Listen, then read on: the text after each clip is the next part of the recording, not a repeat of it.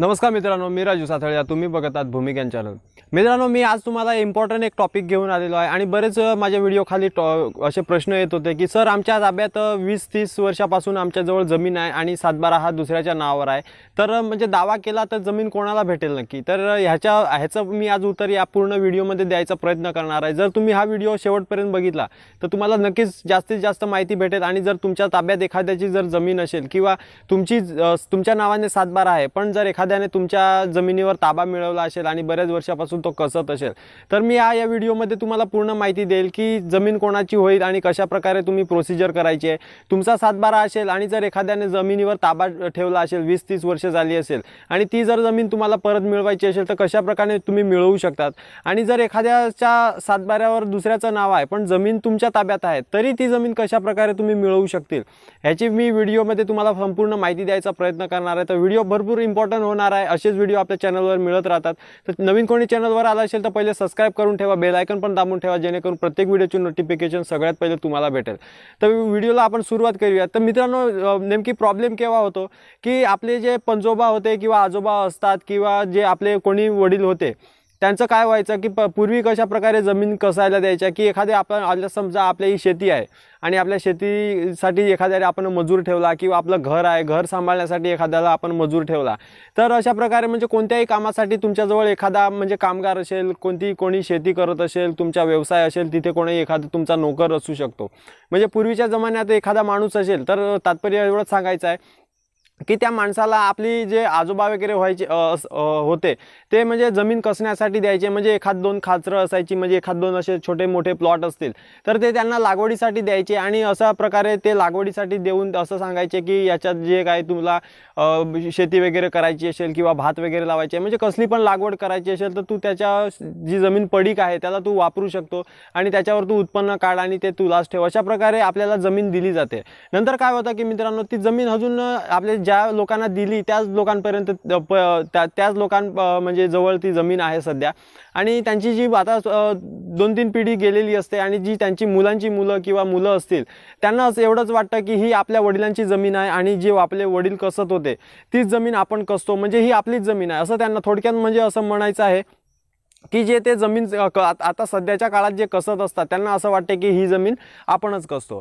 तर हे झालं जे कसणाऱ्या दिलं त्यांचा प्रश्न हा मी तुम्हाला सांगितला. तर आता समोरच्या जो कसण्यासाठी ज्याने दिलेली आहे, म्हणजे एखादा जो शेतकरी आहे त्याची जमीन ज्याने दिलेली आहे त्यांचा म्हणजे त्यांच्या इकडे कसं असतं की एखाद्या आजोबांचा सातबारा असतो. आता भरपूर लोकांना माहीत पडलं असेल की जे आपले नवीन जुने सातबारे, जुने फेरफार वगैरे आपण जी वेबसाईट चालू केलेली आहे त्याच्यावर तुम्ही सगळ्या प्रकारचे डॉक्युमेंट काढतात. तर नेमकी त्याच्यात काय असतं की तुम्ही एखादा प्रॉपर्टीचा डॉक्युमेंट काढायला गेले आणि नेमकी तुम्हाला समजतं की आपल्या वडिलांची जमीन अमुक अमुक गावात आहे किंवा आपल्या गावात आहे, तर आपली ती जमीन आपण शोधूया. नंतर त्याच्यात काय होतं की ती जमीन शोधण्यासाठी तुम्ही प्रायव्हेट सर्वे पण करतात किंवा सरकारी सर्वे टाकतात आणि ती जी जमीन असते ती नेमकी कुठे आहे ती तुम्हाला माहिती पडते. आणि माहिती पडल्यानंतर काय होतं की ती जमिनीवर दुसऱ्याचा ताबा असतो. म्हणजे समजा एखादी जमीन आहे त्या आपल्या आजोबाने त्याला लावायला दिलेली त्याच्या वडिलांना आणि त्या वडिलांनी त्याच्या वडिलाला दिलेली, म्हणजे ते आता त्यांची पोरं ती कसत असतात. तेव्हा काय होतं की आपल्याला ती कळते की आपली आजोबांची जमीन म्हणजे आपली निघते आपल्या गावामध्ये, म्हणजे दुसरा कुठला तरी एखादा नंबर आपला सातबाऱ्याला आहे आणि आपल्या आजोबांचं सातबाऱ्यावर नाव आहे आणि सगळं काही आपलंच आहे आणि ती आपण जमीन शोधण्याचा प्रयत्न करतो. ती जमीन पण आपल्याला भेटते. आपण सरकारी सर्वे किंवा प्रायव्हेट सर्वे करून ती जमीन शोधून काढतो. नंतर काय होतं की ती जमीन असते तिथे आपण जातो, ज्याचा कब्जा असतो त्याला आपण सांगतो की ही आमच्या वडिलांची जमीन आहे किंवा ही आमच्या आजोबांची जमीन आहे, बरोबर आहे. नंतर आपण त्याला प्रेमाने समजवतो. नंतर त्याला आपण जेव्हा सांगितलं तर तो सहज आपल्याला ती जमीन देणारच नाही. हे तर मी तुम्हाला 100% सांगतो की कोणीच आपल्याला ती जमीन देणार नाही, कारण की त्याने एवढ्या वर्षी कसलेली असते आणि तुम्ही कोण आहेत हे पण त्याला माहीत नसतं. कारण की तुम्ही जरी समजा एखाद्या शहरात राहत असतील किंवा एखाद्या दुसऱ्या भागात राहत असतील तर तो तुम्हाला ओळखणार पण नाही आणि तुम्ही डायरेक्ट त्याला असं सांगायला गेले की ही माझ्या आजोबांची जमीन आहे तरी तो खरं नाही मानणार आणि जरी त्याने खरं मानलं तरी तो द्यायला तयार नाही होणार. मग आपल्याला काय करायचं असतं, कशा प्रकारे ती आपण जमीन मिळवू शकतो त्याची मी या व्हिडिओमध्ये तुम्हाला संपूर्ण माहिती देणार आहे. हा व्हिडिओ म्हणजे दोन्ही साईडला मी बनवणार आहे. असं नाही आहे की ज्याचा सातबारा आहे त्याची जमीन जर कुठे निघत असेल तर त्याचा जमीन कशा प्रकारे त्यालाच मिळेल हे मी तुम्हाला डायरेक्ट समजवणार नाही. आणि मी ह्याच्यात दुसरा पण पॉईंट देणार आहे की जो कसत आहे आता 20-30 वर्षापासून कसत आहे, बरोबर आहे, तर ती जमीन त्यालाच कशी काय मिळेल ती पण मी या व्हिडिओमध्ये तुम्हाला संपूर्ण माहिती देणार आहे। तर तुम्ही जर एखाद्याची जमीन ताब्यात घेतली असेल तरी हा तुम्ही व्हिडिओ बघा, आणि जर तुमचा सातबारा आहे, आजोबाचा सातबारा आहे, आजोबाचा सातबाऱ्यावर नाव आहे, आणि जर दुसऱ्या कसत असेल तरी हा तुमच्यासाठी व्हिडिओ उपयुक्त ठरणार आहे।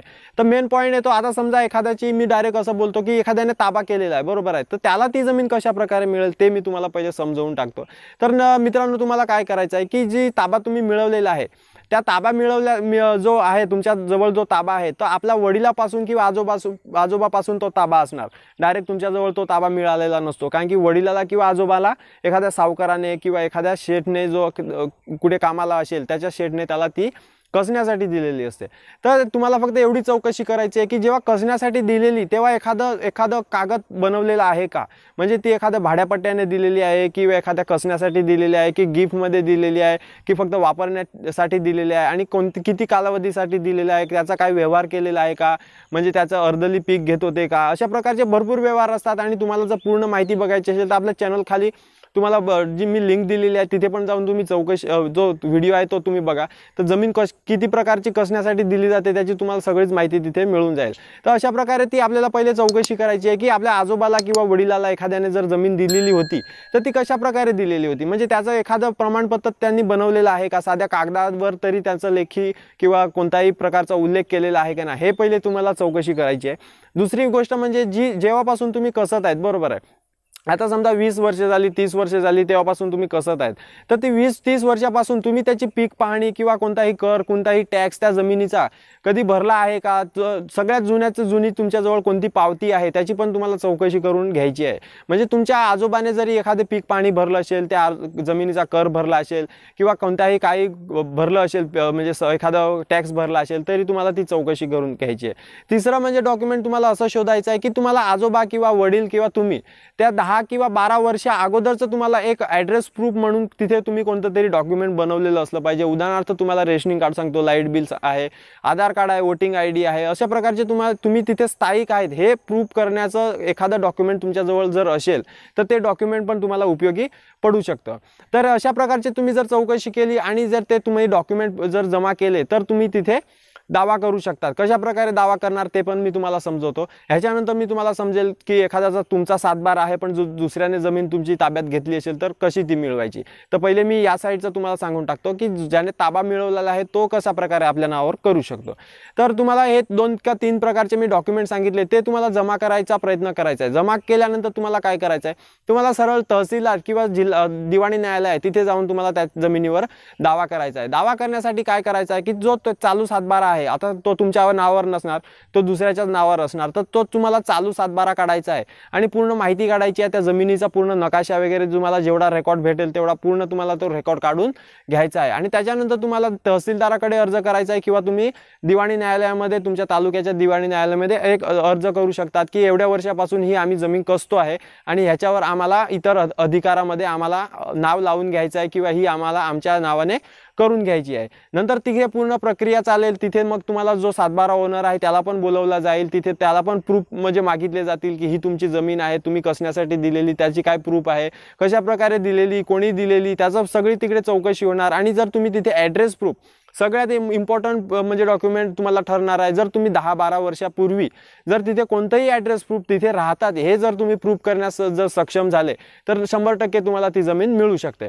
पण ह्याचे चान्सेस 50-50 हे दोन्ही साईडला असतात। जर समोरच्याने जरी प्रूफ करून दाखवलं की ही जी जमीन दिलेली माझ्या आजोबाने दिलेली ती फक्त त्याला लागवडीसाठी दिलेली किंवा अमुक वर्षासाठी त्याला भाड्याने दिलेली, तरी तिथे मग तो होऊ शकतं। पण मी आता या साईडचं सांगतोय, म्हणजे एखाद्याने जर ताबा ठेवला असेल तर अशा प्रकारे तो मिळवू शकतो। आता ही गोष्ट झाली जर ताबा ठेवला असेल तर आपण कशा प्रकारे मिळवायची। आता मी तुम्हाला समजवतो, एखाद्याचा सातबारा आहे आणि जर दुसऱ्याने ताबा ठेवला आहे, 20-30 वर्ष झाली, आजोबांचे नाव आहे सातबाऱ्यावर, पण ती आपल्याला कशा प्रकारे भेटेल, तर त्यासाठी तुम्हाला काय करायचं आहे, तुम्हाला पण सेम प्रोसिजर आहे। तुम्ही तुमच्या आजोबाने त्या समोरच्या व्यक्तीला कशा प्रकारे कसण्यासाठी दिलेली की त्याच्या ताब्यात ती जमीन दिलेली, कोणत्या आधारे दिलेली, भाड्याने दिलेली की एखाद्या म्हणजे कोणताही डॉक्युमेंट जर बनवला असेल तर तो डॉक्युमेंट तुम्हाला शोधायचा प्रयत्न करायचा आहे की कशा प्रकारे आपल्या आजोबाने त्या व्यक्तीला म्हणजे ताब्यात दिलेली जमीन लागवडीसाठी किंवा कोणत्याही कामासाठी. कारण की पूर्वी काय व्हायचं मित्रांनो, त्यावेळी जमिनीला एवढा डिमांड नसल्यामुळे कोणीही कोणाला जमीन कसण्यासाठी देत होतं आणि आता डिमांड वाढल्यामुळे, आता जमिनीचे भाव वाढल्यामुळे सगळेच आता आपली जी प्रॉपर्टी असते ती शोधण्यासाठी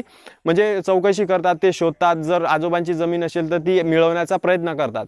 पण तेवढा पूर्वी म्हणजे एवढा डिमांड नसल्यामुळे त्याची कोणीच काळजी घेत नव्हतं. तर आता का तुम्हाला असं करायचं आहे की जर आजोबांचं सातबाऱ्यावर नाव आहे तर तुम्हाला काय करायचं आहे की एखादं डॉक्युमेंट तुम्हाला शोधायचा प्रयत्न करायचा आहे. म्हणजे त्या व्यक्तीला जी दिलेली त्यावेळी कोणतं डॉक्युमेंट बनवलेलं आहे, तुमच्या आजोबाने कशा प्रकारे त्याला दिलेली आहे. जर एखादा स्टॅम्प पेपर असेल, लेखी लिहिलेलं असेल किंवा एखाद्या कोऱ्या कागदावर जरी लिहून ठेवलं असेल तरी तुम्हाला ते काम उपयोगी येऊ शकतं. तर तुम्हाला ते डॉक्युमेंट एक तुम्हाला शोधायचं आहे. आणि जर तुम्हाला समजलं की एखाद्या व्यक्तीला तुम्ही म्हणजे तुमची जमीन एखाद्या व्यक्तीच्या ताब्यात आहे, तर तिथे काय होतं की मित्रांनो, जर एखाद्या व्यक्तीच्या ताब्यात असल्यानंतर तुम्हाला 10 वर्षाच्या आतमध्ये त्याला त्या एक तरी नोटीस दिलेली असली पाहिजे. म्हणजे तुम्ही किंवा तुमच्या वडिलांनी किंवा आजोबाने एखादी नोटीस त्याला दिली पाहिजे की ही जमीन आता तुम्ही रिकामी करा, आम्हाला या जमिनीची गरज आहे. अशा प्रकारची तिथे बेदखल तुम्ही केलं पाहिजे. म्हणजे एखाद्याला ऑब्जेक्शन तुम्ही म्हणजे असं समजलं तर ऑब्जेक्शन तुम्ही घेतलेलं पाहिजे. आणि ती जी पावती असते ती तुमच्याजवळ असणे गरजेचं असतं की आम्ही 10 वर्षाच्या आतमध्ये एक नोटीस तिथे दिलेली आहे. कारण की कायद्याने असं आहे की जर एखाद्या व्यक्तीला 10 वर्षापासून पर्यंत कोणीच जर काय अडखवलं नाही, कोणीच एखादा ऑब्जेक्शन घेतलं नाही, जो जमीन कसत असेल त्याला कसून दिलं, जर समोरच्या मालकाला पण माहीत असेल तर मग तो तिथे दावा करू शकतो. त्यासाठी आपल्याला 3 महिना म्हणजे 10 वर्षाच्या आतमध्ये एक तरी नोटीस तिथे दिलेली असली पाहिजे. आणि जर असे डॉक्युमेंट तुम्हाला जर भेटले तर तुम्हाला जो तेव्हा दावा करत असेल तरी तिथे तुम्ही प्रूफ करू शकतात किंवा तुम्ही समोरून डायरेक्ट तिथे त्याच्यावर केस करू शकतात आणि जबरदस्ती तिथे ती जागा रिकामी करण्यासाठी तिथे फोर्स करू शकतात. तुम्ही तिथे जिल्हाधिकारीची, तहसीलदाराची किंवा कोर्टाची पण मदत घेऊन तुमची जमीन आहे ती तुमच्या ताब्यात घेऊ शकतात. तर अशा प्रकारे मी दोन्ही पक्षांना समजवलेलं आहे की एखाद्याने जमीन ताब्यात घेतली असेल आणि एखाद्याची जमीन जर कोणाच्या ताब्यात असेल तर दोघांनी कशा प्रकारे त्या जमिनी मिळवायच्या हे मी तुम्हाला या व्हिडिओमध्ये समजवलं असेल. तर अजून काय जर तुमचे प्रश्न असतील, काही शंका असतील, अजून जर काही समजलं नसेल तर नक्कीच व्हिडिओ खाली तुम्ही कॉमेंट करा. आणि जर मला माझ्याशी पर्सनल बोलायचं असेल तर डिस्क्रिप्शनमध्ये माझा नंबर दिलेला आहे, तिथे जाऊन तुम्ही मला कॉल सुद्धा करू शकतात. तर नक्कीच तुम्हाला माहिती आवडली असेल आणि जर अजून तुम्हाला जर समजलं नसेल तर नक्कीच मला प्रश्न विचारा, मी नक्कीच त्याचा प्रश्नाची उत्तर द्यायचा प्रयत्न करणार आहे. तर चला मित्रांनो, व्हिडिओ आवडला असेल तर लाईक करा. कोणी नवीन चॅनलवर आला असेल तर खाली जे लाल कलरचं सबस्क्राईबचं बटन आहे त्याला दाबून ठेवा आणि बेल आयकन पण दाबून ठेवा, जेणेकरून प्रत्येक व्हिडिओची नोटिफिकेशन तुम्हाला वेळोवेळ मिळत राहील. तर चला मित्रांनो, पुढच्या व्हिडिओमध्ये भेटूया. जय हिंद, जय महाराष्ट्र.